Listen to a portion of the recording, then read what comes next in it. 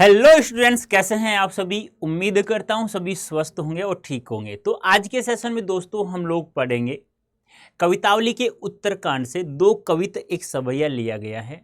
इन तीनों छंदों को हम लोग पढ़ेंगे कि तुलसीदास जी ने इन तीनों छंदों में क्या लिख करके हमें समझाने की कोशिश कर रहे हैं। एक बात मैं आप लोगों को बता दूं, जैसे कि मैं यहाँ बात को लिखा हुआ आपको दिख रहा होगा कवितावली उत्तरकांड से। जिस प्रकार रामचरितमानस को तुलसीदास जी ने 7 कांडों में डिवाइड किया है, जैसे कि बालकांड, अयोध्याकांड, अरण्य, किष्किंधा, सुंदर लंका, उत्तर, ऐसे बांटा है ना। ऐसे ही कवितावली को भी, जिसे ब्रज भाषा में लिखा है तुलसीदास जी ने, तो इसमें भी इसी प्रकार से 7 कांडों में डिवाइड किया गया है।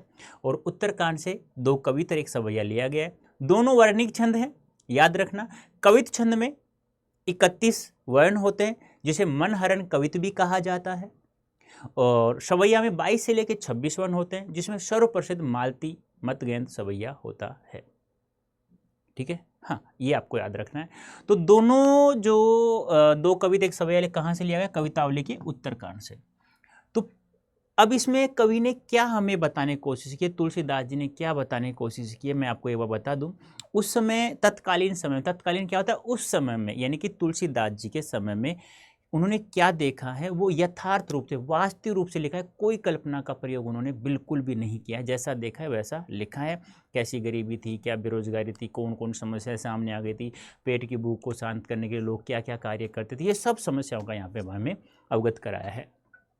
विविध विषमताओं, अनेक विषमताओं से ग्रस्त कलिकाल तुलसी का युगीन यथार्थ है, यानी उस समय का जो इस समय जो है लिख रहे हैं वो यथार्थ वास्तविक है, जिसमें वे कृपालु प्रभु राम राज्य का शोभन कहते हैं कि यार ये जो समय है, जो जिस समय में मैं देख रहा हूँ, ये समय बिल्कुल कितना विषमताओं से भरा हुआ है, बहुत सारी समस्याएं हैं। और अब प्रभु के रूप में, यानी कि राम राज्य के रूप में वो एक सपना देखते हैं कि ऐसा राज्य होना बहुत ज़रूरी है। युग और उसमें अपने जीवन का न सिर्फ उन्हें गहरा बोध है, यानी अपने जीवन की जी रहे उस जीवन में नहीं बिल्कुल समझ है, बहुत अच्छी समझ है, बल्कि उसकी अभिव्यक्ति में भी वे अपने समकालीन कवियों से आगे, यानी उस समय जितने भी कवि थे उनसे सबसे ज़्यादा वो आगे थे, उन्हें सबसे ज़्यादा ज्ञान इन्हीं को था, उस समय की युगीन परिस्थितियों का। वो अभी पता चल जाएगा। यहाँ पाठ में प्रस्तुत कवितावली के उत्तरकांड 2 कविता एक सवैया लिया गया है। जो पहला छंद है कवित, वो किसबी किसान से स्टार्ट होता है। उन्होंने इसमें क्या बताया गया है? पेट की आग के बारे में बताया गया, किस प्रकार से लोग पेट की भूख, पेट की आग को शांत करने के लिए किस तरह के कार्य करते रहते हैं वो, यानी कि ऊंचे नीचे कर्म धर्म अधर्म के बारे में बिल्कुल वो नहीं सोचते हैं। कि संसार के अच्छे बुरे समस्त लीला प्रपंचों का आधार पेट की आग का दारुण यानी भयंकर गहन यथार्थ किया गया यहाँ पे, जिसका समाधान वे राम रूपी घनश्याम के कृपा जल में देखते हैं, यानी कि अब इस भूख को केवल राम रूपी घनश्याम, राम रूपी बादल ही बुझा सकते हैं, समाप्त कर सकते हैं। इस प्रकार उनकी राम भक्ति पेट की आग बुझाने वाली, यानी जीवन के यथार्थ संकटों का समाधान करने वाली है, साथ ही जीवन बाह्य आध्यात्मिक मुक्ति देने वाली भी है। दूसरा छंद स्टार्ट होता है खेती ने किसान से में प्रकृति और शासन की विषमता में उपजी बेरोजगारी, बेकारी आदि गरीबी के बारे में बताया गया है। बेकारी गरीबी की पीड़ा का यथार्थ प्रचित्रण करते हुए उसे दशानन, यानी इन गरीबों को किसने दबा रखा है? दशानन से उपमित किया गया, इन सभी को रावण ने दबा रखा है। तीसरा जो छंद है सवैया दूत को अवधूत को से स्टार्ट होता है, जिसमें एक भक्त पूर्ण रूप से जो भक्ति करता है, पूर्ण रूप से समर्पण के बारे में बताया गया है। तो उनकी उदारता का प्रकट होता है कि मैं मस्जिद में सो सकता हूँ, भीख मांग कर खा सकता हूँ, तो बहुत अच्छा पद है ये भी। मैं भक्ति की गहनता और सघनता में उपजे, भक्ति की गहनता और सघनता उपजे भक्त हृदय के आत्मविश्वास का सजीव चित्रण है, जिससे समाज में व्याप्त जात पात और धर्म के विभेदक दुराग्रहों का तिरस्कार का साहस पैदा होता है। इस प्रकार भक्ति की रचनात्मक भूमिका का संकेत यहाँ है, जो आज के भेदभाव मूलक सामाजिक राजनीतिक माहौल में अधिक क्या है? प्रासंगिक है। कहने का मतलब क्या है कि एक भक्त जो होता है अपने ईश्वर के प्रति कितना समर्पित होता है, वो सब यहाँ पे बताया गया है। तो पहला कविता है किसबी किसान कुल बनिक विकारी बाट, चाकर चपर नट चोर चार चेटकी, पेट को पढ़त गुण गढ़त चढ़त की, अटत गहन घन अहन अखेट की, ऊंचे नीचे क्रम धर्म अधर्म करी, पेट ही को पचत बेचत बेटा बेट की, तुलसी बुझाई एक राम घनश्याम हिते, आगी बढ़वागी ते बड़ी है आग पेट की। वैसे देखो प्रत्येक शब्द का अर्थ मैंने यहाँ लिख दिया है, वैसे मैं यहाँ समझाऊंगा आप लोगों को, कहानी के रूप में आपको याद करना है। क्यों? क्योंकि आपसे सप्रसंग व्याख्या नहीं पूछेगा कभी भी एग्जाम में, आपसे क्या पूछेगा कि प्रदान दे देगा और उससे संबंधित कुछ सवाल आपसे पूछेगा जिनका आंसर आप लोगों को देना है। कुछ एमसीक्यूज होंगे, कुछ अति लघुतरात्मक, एक लघुतरात्मक सवाल आपसे पूछा जाएगा। देखो क्या कह रहा है, किसबी यानी मजदूर लोग, किसान यानी कि किसान कुल यानी वर्ग, बनिक यानी व्यापारी, भिखारी यानी भिखारी, भाट यानी चारण लोग जो घर घर जाकर लेखा जोखा देखते हैं, चाकर नौकर, चपल नट, चंचल नट, चोर चार, गुप्तचर, चेटकी यानी कि बाजीगर। यानी कि इनमें से कोई सा भी वर्ग हो या कोई भी हो, इनमें से चाहे चोर हो, किसान वर्ग हो, व्यापारी हो, भिखारी हो, चारण हो, नौकर हो, चंचल नट हो, किसान हो, मजदूर हो, कोई भी हो, ये सभी लोग अपनी पेट की भूख को शांत करने के लिए तरह तरह के कार्य करते रहते हैं। कोई पेट की भूख को शांत करने के लिए पढ़ता है, कोई गुणगणित कलाएं विधाएं सीखता है, कोई पर्वतों पर चढ़ता रहता है। कहने का मतलब है इनमें से कोई सा भी इंसान अलग अलग तरह के कार्य करते अपने पेट की। सभी का ये कार्य तो होता नहीं, जैसे हम पढ़ाते हैं आप लोग और कोई आपके पिताजी कुछ और कार्य करते हैं। पेट की भूख को शांत करने के लिए यानी अपने परिवार को पालना अपनी पेट की भूख ही होती है वो भी। तो कोई लोग अपने पेट की भूख को शांत करने के लिए कोई पढ़ता है, कोई कलाएं विधाएं सीखता है, कोई पर्वतों पर चढ़ता है, कुछ लोग इस गहन जंगल में शिकार करने के लिए भटकते रहते हैं। किस लिए? अपनी पेट की भूख को शांत करने के लिए। ऊंचे नीचे क्रम धर्म अधर्म करी। और जब इंसान अपने पेट की आग को, पेट की भूख को शांत करने की कोशिश करता है तो उस समय वह धर्म अधर्म, ऊंचा कर्म नीचा कर्म के बारे में बिल्कुल भी नहीं सोचता है। वो केवल यह सोचता है कि बस मैं इस पेट की भूख को कैसे तैसे समाप्त कर दूं। पेट ही को बचत बेचा बेट। काफ़ी बार व्यक्ति के सामने ऐसी परिस्थिति आ जाती है कि पेट की भूख को शांत करने के लिए वह अपनी संतान तक को, अपने बेटा बेटी को भी बेच देता है, क्योंकि वह अपने पेट के लिए तो बचता है ये सब। तुलसी बुझाई एक राम घनश्याम ते, आग बढ़भागे ते बड़ी आग पेट की, बड़ी आग बढ़भागे ते नहीं समुद्र की आग। अब तुलसीदास जी ने पेट की आग को समुद्र की आग से भी बड़ी बताई है। और अब तुलसीदास जी कहते हैं कि इस आग को केवल राम रूपी बादल ही बुझा सकते हैं। यहाँ पे रूपक अलंकार है, राम घनश्याम में राम रूपी बादल ही बुझा सकते हैं। आया समझ में? नहीं आया? एक बार आप देखो, मजदूर, किसान वर्ग, व्यापारी, भिखारी, चारण लोग, नौकर, चंचल नट, चोर, गुप्तचर और बाजीगर, ये सभी लोग अपने पेट की भूख को, पेट की आग को शांत करने के लिए तरह तरह कार्य करते हैं। कोई पढ़ता है, कोई कलाएं विधाएं सीखता है, कोई पर्वत पर चढ़ता है, कोई इस गहन जंगल में शिकार करने के लिए भटकता रहता है। अब ये लोग अपने इस पेट की आग को शांत करने के लिए ऊंचे नीचे कर्म धर्म अधर्म के बारे में बिल्कुल भी नहीं सोचते, कि वो केवल सोचते हैं कि ये पेट की भूख कैसे तैसे शांत हो जाए। क्योंकि काफ़ी बार वो उनके सामने ऐसी स्थिति परिस्थिति आ जाती है कि अपने पेट की भूख को शांत करने के लिए अपनी संतान, अपने बेटा बेटी को भी बेच देते हैं, क्योंकि वो सब कार्य ये सब करता है किस लिए? पेट के लिए तो पचता रहता है, पेट के लिए तो मेहनत करता है। अब तुलसीदास जी कहते हैं कि यह जो पेट की आग है यह समुद्र की आग से भी बड़ी है। अब इसे केवल कौन बुझा सकता है? राम रूपी बादल या राम रूपी मेघ ही बुझा सकते हैं। देखो यहाँ पे तीन चीज़ें हैं। जैसे पेट की आग आती है जिसे कहते हैं जठराग्नि, बड़बागिते बंगवानल जिसे कहा जाता है समुद्र की आग। एक आता है दावाग्नि या दावानल बोल दो, दावाग्नि बोल दो या दावानल बोल दो, बात एक ही है, जिसे कहा जाता है जंगल की आग। याद रखना तीनों की तीनों। अब यहाँ पे मैंने एक एक शब्द का अर्थ फिर भी लिख दिया है, फिर भी आपको कोई दिक्कत हो तो इन शब्दों को एक बार देखना और फिर अर्थ निकालने की कोशिश करना। वैसे समझ में आ गया होगा, ठीक है? ये याद कर लेना एक एक को, ठीक है? प्रत्येक शब्द का अर्थ मैंने यहाँ पे लिख दिया, जैसे समझाया वैसे ही।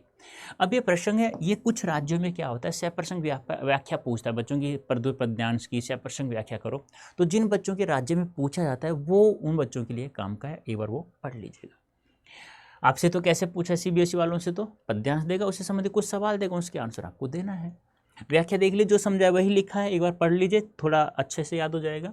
इस कविता में तुलसीदास जी कहते हैं कि संसार के सभी वर्ग जैसे मजदूर, किसान वर्ग, व्यापारी, भिखारी, चारण, नौकर, चंचल, चोर, गुप्तचर, बाजीगर आदि पेट भरने के लिए अनेक काम करते हैं। कोई पढ़ता है, कोई अनेक तरह की कलाएं विधाएं सीखता है, कोई पर्वत पर चढ़ता है, कोई दिन भर गहन जंगल में शिकार की खोज में भटकता रहता है। पेट की भूख शांत करने के लिए वे छोटे बड़े कार्य करते रहते हैं और धर्म अधर्म का विचार नहीं करते।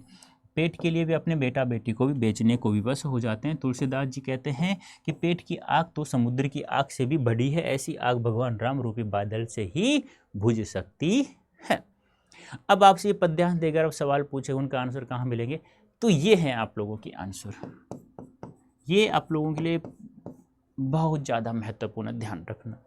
आपसे पूछेगा कि प्रस्तुत पद्यांश में किस भाषा का प्रयोग किया गया है? ब्रज भाषा। तत्सम शब्दों का, संस्कृत शब्दों का प्रयोग किया है। छंद कौन सा है? कवित छंद है। रस कौन सा है? करुण रस है। तुलसी का भक्ति भाव कैसा है? दास्य भाव है। राम घनश्याम में रूपक अलंकार है। आग बड़बागी थे पेट के में अतिरेक अलंकार। वर्णों की आवर्ती कारण अनुप्रास अलंकार। संसार के लोगों की भूख का यथार्थ चित्रण इस कविता में किया गया है। आई बात समझ में? जल्दी से कमेंट करके बताओ, क्या ये पद्यांश आपको समझ में आ गया अच्छे से? क्या प्रत्येक सवाल का आंसर आप लोग कर सकते हैं? एक एक शब्द का अर्थ आपको पता हुआ तो आराम से कहानी के रूप में आपको ये याद हो जाएगा। दूसरा कविता जल्दी से कमेंट करके बताइए आप लोग मुझे। दूसरा कविता खेती न किसान से स्टार्ट होती है। इसमें किसके बारे में बताया गया है? गरीबी के बारे में, बेकारी के बारे में, बेरोजगारी के बारे में। इन सबको दबा कौन रखा है? रावण।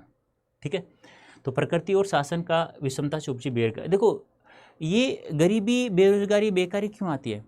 क्या तो उस देश में या उस गांव में, उस राज्य में जो शासन करता है वो राजा या सरकार कोई भी हो, और क्या प्रकृति की मार से आदमी गरीब बेकारी होती है, और उपमित किया गया रावण से। देखो, खेती ने किसान को, भिखारी को ने भीख बली, बनिक को बनिज ने चाकर को चाकरी, जीविका विहीन लोग सिद्धमान सोच वह कहें एक एकन सो कहाँ जाई काकरी, वेदहु पुराण कही लोको विदो विलोकियत, साकरे सभे परे राम रावरी कृपा करी, दारिद दसान दबाई दुनि दीन बंधु, दुरित दहन देखी तुलसी आह करी। देखो, ऐसे पढ़ा करो, एक आदर्श उच्चारण होता है ये। अब वैसे मैंने सभी का अर्थ लिख दिया है वैसे, ठीक है, वैसे मैं समझा रहा हूँ। खेती ने किसान को, यानी कि इस देश में, यानी कि इस संसार में वर्तमान में इतनी गरीबी और बेकारी फैली हुई है, बेरोजगारी है। अब उसमें कोई भी इंसान अपनी गरीबी को शांत करने के लिए कुछ कार्य करना चाहे तो उसके पास कोई साधन नहीं है। क्या वो उसके पास मतलब कोई साधन नहीं है, या मतलब कोई कार्य करने के लिए कुछ भी उसके पास नहीं है। यदि किसान अपनी गरीबी को दूर करना चाहे तो उसके पास क्या नहीं है? खेती नहीं है, ना खेती करने के साधन है। और भिखारी को भीख नहीं मिल रही, और कोई दान भी दे तो भिखारी को न भीख मिल रही क्योंकि उसे कोई दान नहीं दे रहा है। बनिक को बनिज, बिना चाकर को चाकरी। और तो जब लोगों के पास पैसा ही नहीं होगा तो व्यापारी का व्यापार तो ठप होगा और नौकर को नौकरी प्राप्त नहीं होगी। कहने का मतलब क्या है? वर्तमान में इतनी गरीबी फैली है, बेरोजगारी फैली है कि कोई भी किसान अपनी गरीबी को दूर करने के लिए खेती भी करना चाहे तो उसके पास खेती नहीं है। कोई भिखारी भीख मांगकर अपना पेट पालना चाहे तो, गरीबी को दूर करना चाहे तो उसे भीख नहीं मिल रही, कोई दान नहीं दे रहा है, तो लोगों का पैसा ही नहीं होगा तो व्यापारी का व्यापार ठप होगा, नौकर को नौकरी नहीं मिलेगी। जीविका विहीन लोग सिद्धमान सोच। अब जिनके पास आजीविका चलाने के लिए कोई साधन नहीं है, जीविका विहीन लोग जो बेरोजगार हैं, वो यह सोच सोच करके क्या हो रहे हैं? बहुत ज़्यादा दुखी हो रहे हैं।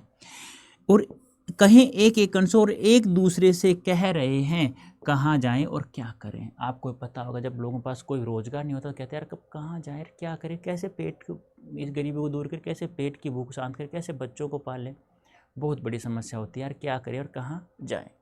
तो एक दूसरे से कह रहे हैं कहाँ जाएं और क्या करें।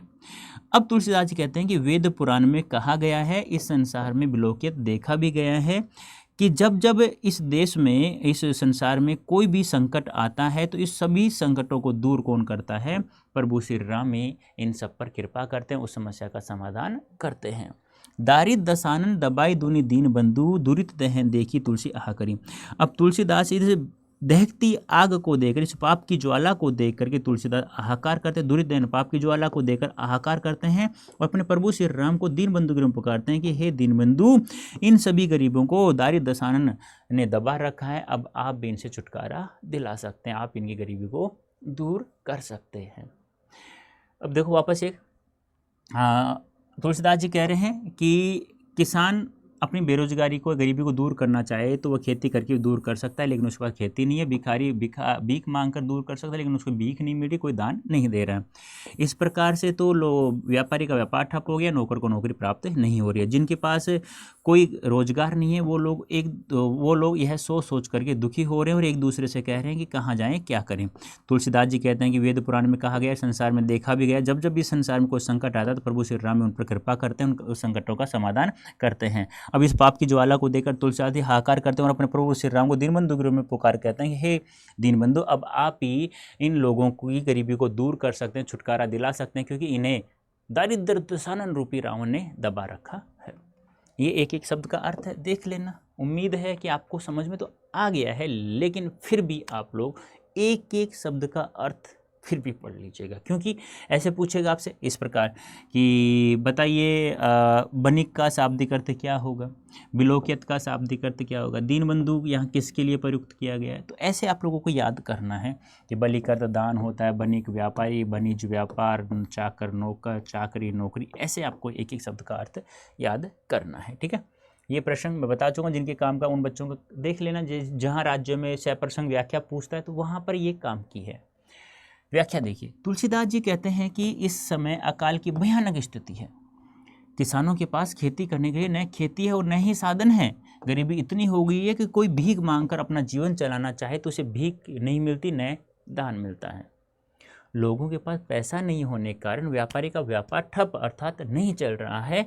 जब लोगों के पास पैसा ही नहीं होगा तो नौकर को नौकरी कहाँ से मिलेगी, अर्थात नौकर को नौकरी नहीं मिल रही है।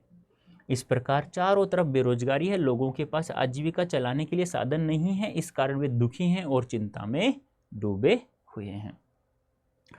वे एक दूसरे से पूछ रहे हैं कहाँ जाएं, क्या करें। आपने भी देखा होगा जो लोगों पर रोजगार नहीं होता बेचारे बहुत दुखी होते हैं, वो एक दूसरे से यही कहते हैं यार क्या करें, कहाँ जाएं, कोई भी काम मिल जाए बस कर लें हम तो। वेद पुराण में यह कहा गया है और संसार में यह देखा भी गया है कि जब जब भी संकट आया है तब तब हे राम आप ही सब पर कृपा करते हो। हे दीनबंधु, इस समय दरिद्रता रूपी रावण ने पूरे संसार को दबा रखा है, अर्थात यह दुनिया त्रस्त हो गई है। और पाप की ज्वाला में जलते हुए संसार को देखकर तुलसीदास हाहाकार कर उठते हैं और अपने प्रभु को दीनबंधु के रूप में कहकर पुकारते हैं कि और कहते हैं कि अब आप इस संसार का उद्धार कर सकते हैं, इस समस्या का, इस संकट का समाधान कर सकते हैं। ऐसा वेद पुराण में भी कहा गया और संसार में देखा भी गया है। जब जब इस संसार में कोई भी संकट आया है तो आपने सब पर कृपा की है, अब भी आप ही इस बेरोजगारी को दूर करें। देख लो, ये यथार्थ है उस समय की स्थिति।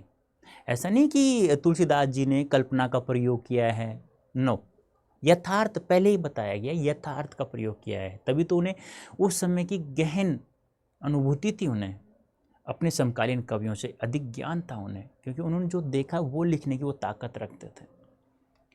ये है आपके एग्जाम में सब सवाल पूछा जाए कि बताइए प्रस्तुत पद्यान में किस भाषा का प्रयोग किया गया था, आप कहेंगे ब्रज भाषा का। किस प्रकार के शब्दों का प्रयोग किया गया, तो तत्सम शब्दों का।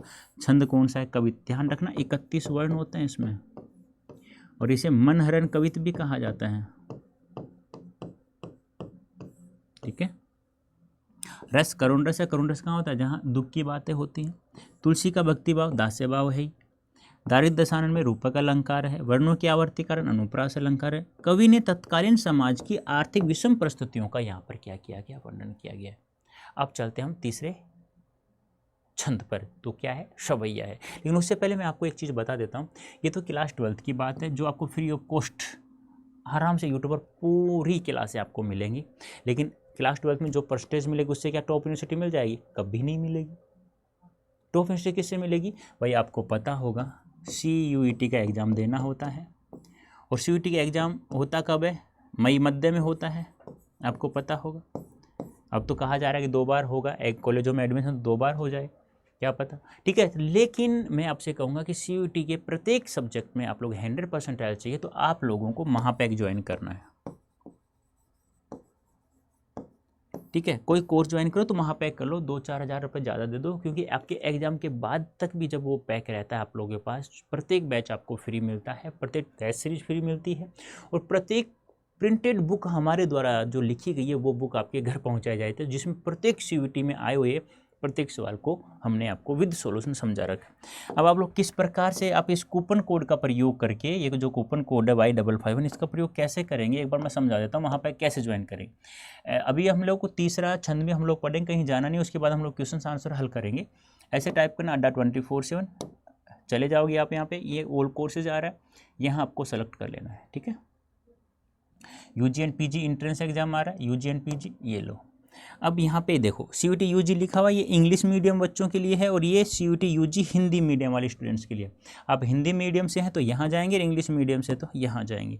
अब आप अपना सब्जेक्ट सेलेक्ट कीजिए, आर्ट्स है, मैथ्स है। तो मैं देखूँ महापैक में आओ ना यार, कोई 2-3 हज़ार और दे दो, जिससे आपको एग्जाम के बाद भी रहे। अब आपका सब्जेक्ट क्या, PCM है या कॉमर्स है या आर्ट्स है, वी ऑल करके देख लेना। यहाँ पे प्रत्येक का महापैक यहाँ उपलब्ध होगा आपके पास। अब जैसे कि मान लो आपके पास आर्ट्स है डोमेन सब्जेक्ट, तो विद प्रिंटेड बुक वाला चाहिए, विदाउट वाला भी है, विदाउट बुक भी है, तो प्रिंटेड बुक वाला ले लेना, अच्छा रहेगा। आर्ट्स है तो आर्ट्स पे सेलेक्ट करना, यहाँ से बाय नाउ करना, यहाँ कूपन कोड यूज करना है आप लोगों को Y551 अप्लाई कर देना। तो मात्र ये 14,900 का, और कितने महीने की वैलिडिटी है, 14 मंथ्स की वैलिडिटी है, यानी कि आपके एग्जाम के बाद तक की वैलिडिटी है आपके पास। क्यों ये इसलिए दी है कि आप लोग है ना, अब क्लास 12 की तैयारी करो, समय कम होगा, तो काफ़ी बार क्या होता है, समय कम होने के कारण आप उस बैच में जो परचेज कर रहे हो उसमें क्लास आपने ली नहीं, अब फिर आपको रिकॉर्ड देखना पड़ता है। रिकॉर्डेड आपको अच्छा नहीं लगता, सभी किसी को अच्छा नहीं लगता, लाइव देखना बहुत अच्छा लगता है। तो वही बात मैं कह रहा हूँ, प्रत्येक बैच फ्री मिलता है, प्रत्येक बुक फ्री मिलती है, प्रत्येक टेस्ट सीरीज फ्री मिलती है। और हिंदी मीडियम वाले student CVT Hindi medium select करने के, वहाँ से आपको कोर्स परचेज करना। बस आपको ये कूपन कोड याद रखना है। फिर भी किसी को कहीं पर भी कोई दिक्कत आती है कोई भी बात पे, तो आप मुझे मेल भी कर सकते हैं बेटा, बेझिझक होके, कोई दिक्कत नहीं आएगी। मेल ID है मेरी rajendra.prasad@adda247.com, ठीक है, कोई दिक्कत नहीं आई, कोई भी बात हो तो मेल कर दिया करो। अब है हमारा तीसरा पद। तीसरा पद क्या है, छंद है, सवैया छंद है। अब इस सवैया छंद में क्या बताया गया, एक भक्त के बारे में।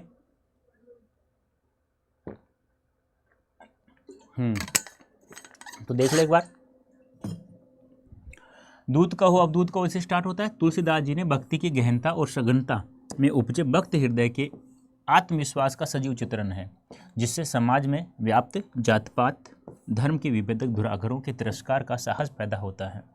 इस प्रकार भक्ति की रचनात्मक भूमिका का संकेत यहाँ है, जो आज के भेदभाव मूलक सामाजिक राजनीतिक माहौल में अधिक क्या है, प्रासंगिक है। देखो आदर्श उच्चारण कर लो एक बार। दूत कहो अवधूत को, राजपूतू कहो, जुलाहा कहो काऊ, काहू की बेटी सो बेटा न ब्याबे, काहू की जाति बिगाड़ने सो, तुलसी सरनाम गुलामू है राम को, जाको रुचे सो कहे, कछु कहो औ, मांग के खेबो मस्जिद को जो है वो, लेबो को एक ने देबो को दो। मुहावरे का प्रयोग किया, लेबो को एक ने देबो को दो। देखो अर्थ में लिख दिया, पता रखा है आप लोगों को। अब देखो तुलसीदास जी कहते हैं, कोई मुझे दूत कहो, कोई अवधूत सन्यासी कहो, कोई राजपूत कहो, कोई जुलाव कहो, कोई मुझे कुछ भी कह सकता है, मुझे किसी से कोई मतलब नहीं है। कोई मुझे दूत सन्यासी जुलाहा राजपूत कुछ भी कह सकता है। काहू की बेटी सो बेटा ने ब्याह, क्योंकि मुझे किसी की बेटी से अपने बेटे की शादी नहीं करनी है। काहू की जाति बिगाड़ने सो, फिर मुझे किसी की जाति बिगाड़ने का क्या शौक है, मैं क्यों किसी की जाति बिगाड़ूंगा भाई। जब मुझे किसी की बेटी से अपने बेटे की शादी करनी ही नहीं है तो मुझे किसी की जाति बिगाड़ने का क्या शौक है। इसलिए आपको जैसा अच्छा लगता है मुझे उसी नाम से पुकार लो, धूर्त सन्यासी राजपूत जुलाहा कुछ भी कह दो तुम, मुझे मंजूर है, मुझे कोई दिक्कत नहीं है। मुझे किसी जाति बिगाड़ने कोई शौक नहीं है, क्योंकि मुझे किसी की बेटी से अपने बेटे की शादी नहीं करनी है। तुलसी सरनाम गुलाम है राम को, तुलसीदासो प्रसिद्ध है, सरनाम है, कुल प्रसिद्ध है क्या कि वो तो प्रभु श्री राम के क्या है, गुलाम है, दास है। जाको रूचे सो कहे कछु हो, जिसको जैसा अच्छा लगता है रूचता है वो ही मुझे उसी नाम से पुकार सकता है। जो जिसको जो नाम अच्छा लगे उसी नाम से मुझे पुकारो। मांग के खेबो मस्जिद को सोएबो एबो एलेबो को एकुने देबो को, यानी कि मैं तो मांग कर खा सकता हूँ, भिक्षा मांग कर भीख मांग कर भी खा सकता हूँ, मस्जिद में भी सो सकता हूँ, न तो मुझे किसी से एक लेना है न किसी को दो देना है। मुझे किसी से कोई मतलब ही नहीं है, तो मुझे कोई भी कुछ भी कह सकता है, जिसको जो अच्छा लगे वो मुझे कह सकता है।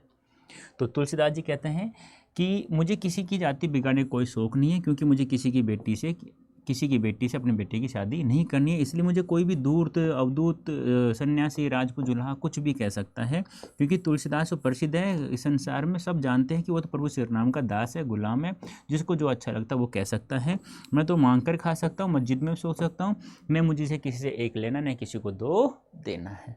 ये है आपके शब्दार्थ, देख लेना। वैसे मैंने बता दिया, फिर भी एक बार आप लोग देख लेना, अच्छा रहेगा। व्याख्या प्रसंग, जिन बच्चों का काम का वो देख लेना। व्याख्या, तुलसीदास जी कहते हैं कि चाहे तुम संसार मुझे दूर्त कहो या सन्यासी कहो, या राजपूत कहो या फिर जुलाहा कहो, मुझे इन सबसे कोई फर्क नहीं पड़ता। अर्थात मुझे किसी की जाति से कोई मतलब नहीं है, क्योंकि मुझे किसी की बेटी से अपने बेटे का विवाह नहीं करना, और न ही मुझे किसी से सामाजिक रिश्ता जोड़कर उसकी जाति खराब या बिगाड़ने का शौक है। तुलसीदास जी कहते हैं कि सारी दुनिया जानती है कि मैं तो श्री राम का गुलाम या दास हूँ, अर्थात मैं तो श्री राम जी का भक्त हूँ, इसलिए मेरे बारे में जो अच्छा लगे वह कह सकता है या बोल सकता है। फिर कहते हैं कि मैं तो भिक्षा मांग कर खा सकता हूँ, मस्जिद में सो सकता हूँ, ना मुझे किसी को एक देना है और न किसी को दो देना है, अर्थात मुझे किसी से कुछ लेना देना नहीं है। इस प्रकार हम कह सकते हैं कि तुलसीदास जी का इस समाज से कोई संबंध नहीं है, वह तो श्री राम जी के क्या है, भक्त हैं, दास हैं, गुलाम हैं। यह है आपके एग्जाम संबंधित। प्रस्तुत पद में किस भाषा का प्रयोग किया गया, ब्रज भाषा का। कैसे शब्दों का, तत्सम शब्दों का। सवैया छंद कौन सा छंद है, सवैया, जिसमें 22 से लेकर के 26 वर्ण होते हैं, जिसमें मालती सवैया, जिसे मत गयंत सवैया भी कहते हैं, सबसे ज़्यादा प्रसिद्ध है मत गयंत सवैया। रस शांत है, तुलसी का भक्ति भाव, दास्य भाव है, लेबो को एबो को ने देबो को दो मुहावरे का प्रयोग किया गया। वर्णों के आवर्ती कारण अनुप्रास। कवि ने यहाँ मस्जिद को अपना आश्रय स्थान बताकर अपनी धार्मिक उदारता का परिचय दिया है। भाई अब हम पढ़ते हैं इन तीनों छंदों से संबंधित कुछ महत्वपूर्ण क्वेश्चन है, एक बार उनको भी हम लोग देख लेते हैं। पहला सवाल है, कवितावली में उद्धृत छंदों के आधार पर स्पष्ट करेंगे तुलसीदास को अपने युग की आर्थिक विषमता की अच्छी समझ है। आर्थिक विषमता अच्छी समझ कैसे है, क्योंकि आपको बताया है भाई यहाँ पे कि उस समय कितनी गरीबी, बेकारी, भूखमरी थी। ठीक है, पेट भरने के लिए वो क्या क्या अपने बेटा बेटी को बेचने को विवश हो जाते हैं। कवितावली में उद्धृत छंदों में तुलसीदास को अपने युग की आर्थिक विषमताओं की बहुत अच्छी समझ है। समाज में भूखमरी की स्थिति है, क्योंकि लोगों के पास रोजगार नहीं है। मानव अपना पेट भरने या पालने के लिए अलग अलग कार्य कर रहे हैं। कोई भीख मांग रहे हैं, कोई व्यापार कर रहे हैं, कोई छोटी मोटी कला या विधाएं सीख रहे हैं, अपना पेट पालने का प्रयास कर रहे हैं। कोई लोगों को मूर्ख बना रहा है क्योंकि वह अपना पेट भरना चाहता है। अतः इसमें उद्धृत छंदों में बेरोजगारी के कारण उत्पन्न स्थिति का चित्रण किया गया है। इसके अंदर किसानों की दीनहीन दशा का मार्मिक वर्णन भी मिलता है। किसानों की स्थिति बहुत गरीब थी, शायद प्रकृति की मार व शोषकों के शोषण ने उन्हें आत्महत्या तथा अपनी संतान को बेचने के लिए मजबूर कर दिया गया था, इसलिए गरीब और गरीब होता जा रहा था। ठीक है, नेक्स्ट वाला, पेट की आग का समन ईश्वर भक्ति का मेघ ही कर सकता है। तुलसी का यह काव्य सत्य, क्या इस समय भी युग सत्य है तक? हाँ, देखो भाई, कोई भी समस्या आती है किसी इंसान को, कोई ना किसी गलती से होती है, लेकिन मैं तो कहता हूँ सुबह शाम किसी भी ईश्वर की आप लोग भक्ति करते हैं, देवी देवता की पूजा करते हैं सुबह शाम 5-5 मिनट में, तो कहते हैं ना, भगवान कर देर है अंधेर नहीं, समस्या का समाधान हो जाएगा, अगर आप सफल भी हो जाओगे। तो आप लोग किया करो, वही बात यहाँ पे बताई गई है। जब व्यक्ति के पेट में भूख अर्थात आग जलती है तो वह उसे बुझाने के लिए अनेक प्रकार के कार्य करता है। वह उस समय अच्छा बुरा नहीं सोचता और ना ही वह धर्म व अधर्म के बारे में सोचता है। वह हर तरह का उल्टा अथवा बुरा कार्य करता है। यदि वह ईश्वर की भक्ति में लीन हो जाए तो उसके पेट की आग बुझ सकती है, अर्थात समन हो सकता है, क्योंकि ईश्वर की कृपा से वह सब कुछ प्राप्त कर सकता है। तुलसीदास जी की यह रचना उस समय जितनी सत्य दिखाई दे रही थी वह आज भी उतनी ही प्रासंगिक है जितना कि उस समय थी। ईश्वर रूपी भक्ति का मेघ ही मनुष्य को अनुचित कार्य करने से रोकने की क्षमता रखता है और उसकी हर समस्या का समाधान भी करता है। तो ज़्यादा नहीं, सुबह शाम 5 मिनट सुबह और शाम 5-5 मिनट। लेकिन एक बात और मैं बता दूं आप लोगों को कि कहते हैं ना कि जब आप कोई भी कार्य करो तो कहते हैं ना कि पूजा करना, किसी चीज़ में जाने के लिए, तो मैं तो यही कहूँगा कि आप लोग जब भी कभी भी कोई भी कार्य करो तो उससे पहले आप लोग यार घर में भी या बड़े दादा दादी जी, माता पिता, उनकी सेवा किया करो, जिसके अंतर्गत आप लोग अपने कर्म को बना सकते हैं। ठीक है, तो कहने का मतलब क्या है, जब भी आप कभी भी कोई भी किसी भी प्रकार का कार्य करो तो उसे अच्छे से समझो और उसके बाद उसे करो, क्योंकि कहा जाता है ना यार, घर में भगवान है, फिर भी उसका कार्य आप लोग कर सकते हैं। 1 मिनट, हाँ बताइए। YT सर वो मैंने आपको क्वेश्चन जो दिया था वो क्वेश्चन आपने कर दिया, उसका आंसर लिख के भेज दिया, क्योंकि चैलेंज करना है, बच्चे उसका मांग कर रहे हैं बहुत ज़्यादा। हाँ जल्दी करके दे दीजिए मुझे। ठीक है बेटा, हाँ अभी करते हैं। नंबर 3 सवाल है, तुलसी ने यह कहने की जरूरत क्यों समझी, क्या कि दूत कहो अवधूत कहो राजपूत कहो जुलाहा कहो काहू, काहू की बेटी से बेटा ने ब्याह, काहू की जाति बिगाड़ने सो। इस सवैया में काहू के बेटा सो बेटी ने ब्याह कहते तो सामाजिक अर्थ में क्या परिवर्तन आता, क्या परिवर्तन आता भाई, क्या परिवर्तन आता बता सकते हैं? तो देखो परिवर्तन कुछ नहीं आता, दोनों को जाति बिगाड़ना। कोई भी लड़की किसी भी जाति की है और वो दूसरी जाति से यदि जाति की लड़की से शादी कर ले तो उसे जाति बिगाड़ने वाला कहा जाता है। तो वही बात यहाँ है। तुलसीदास जी ने यह अपने विषय में बताया है कि समाज के लोग उन्हें कई नामों से पुकारते हैं और उनके बारे में तरह तरह की बातें करते हैं। तो तुलसीदास जी कहते हैं कि चाहे तुम मुझे दूर्त कहो या सन्यासी कहो या राजपूत कहो या फिर जुलाहा कहो, मुझे इन सब से कोई फर्क नहीं पड़ता, अर्थात मुझे किसी की जाति से कोई मतलब नहीं है, क्योंकि मुझे किसी की बेटी से अपने बेटे का विवाह नहीं करना और न ही मुझे किसी से सामाजिक रिश्ता जोड़कर उसकी जाति खराब या बिगाड़ने का शौक है। इस पंक्ति पर ध्यान दिया जाए तो इससे सामाजिक अर्थ में यह परिवर्तन आता है कि उस समय समाज में दूसरी जातियों में विवाह हुआ करते थे, लेकिन उन्हें सही दृष्टि से नहीं देखा था, उन्हें जाति बिगाड़ने वाला समझा जाता था। यदि किसी का लड़का किसी दूसरी जाति की लड़की से विवाह कर लेता था तो उसे जाति बिगाड़ने वाला समझा जाता था। इसलिए उस समय सभी लोग यही चाहते थे कि उनकी संतान का विवाह उन्हीं की जाति में हो। नेक्स्ट है, दूत कहो अवधूत वाले छंद में ऊपर से सरल व निरीह दिखलाई पढ़ने वाले तुलसी की भीतर असलियत एक स्वाभिमानी भक्त हृदय की है। इससे आप कहाँ तक सहमत हैं भाई? जब वो कह सकते मैं भीख मांग कर खा सकता हूँ, और दूसरी बात, ये तो बात होगी भक्त, लेकिन वो प्रभु श्री राम से भी कहते हैं कि मुझे यदि आपको कुछ देना है ना, मेरा उद्धार करना है ना, तो आप मुझे भक्त समझ कर कुछ दो, भिखारी समझकर कुछ नहीं चाहिए मुझे। तुलसीदास जी का बचपन या जवानी, अर्थात हम कह सकते हैं उनका जीवन सदैव कष्टों में बीता, लेकिन उन्होंने अपने स्वाभिमान को जगाए रखा। उनके गुरु नरहरण जी के प्रभाव से वे राम भक्त कवि बने। अपने स्वाभिमान के कारण ही उनका भक्ति भाव दास्य भाव भक्ति थी। वे प्रभु श्री राम के सामने गिड़गिड़ाते नहीं, बल्कि जो कुछ उनसे प्राप्त करना चाहते थे तो वे भक्त के अधिकार के रूप में प्राप्त करना चाहते हैं। उन्होंने अपनी स्वाभिमानी भक्ति का परिचय देते हुए प्रभु श्री राम से यही कहा कि मुझ पर कृपा भक्त समझकर करना, न कि कोई भिखारी समझकर। तो इसलिए ऊपर से सरल और निरी दिखाई देते हैं, लेकिन भीतर से असलियत स्वाभिमानी भक्ति। यार जब इतना कहते हैं मुझे भिखारी समझकर कुछ नहीं चाहिए, मुझे अपना भक्त समझकर कुछ चाहिए, यदि आप कुछ देना हो तो ये था हमारा आज कवितावली का चैप्टर। उम्मीद करता हूँ आपको अच्छे समझ में आ गया होगा। यदि आपको PDF चाहिए तो आपको Ada24 ऐप डाउनलोड करना होगा। जैसे इंस्टॉल कर लो, ओपन कर लो, तो CVT में चले जाना, उसके बाद कम्युनिटी में जाना है, ठीक है। उसके बाद आपको मेरे नाम से Hindi by Rajendra sir, Hindi by Rajendra sir के नाम से आप कम्युनिटी फॉलो करो, प्रत्येक PDF को फ्री ऑफ कॉस्ट प्राप्त करो आप लोग। तो अच्छा लगे तो कमेंट करके वैसे बताना। कल फिर हम लोग एक नेक्स्ट चैप्टर के साथ हम लोग फिर से मिलने वाले वन शॉट के अंतर्गत। तो आज के लिए दोस्तों इतना ही, धन्यवाद, थैंक यू सो मच।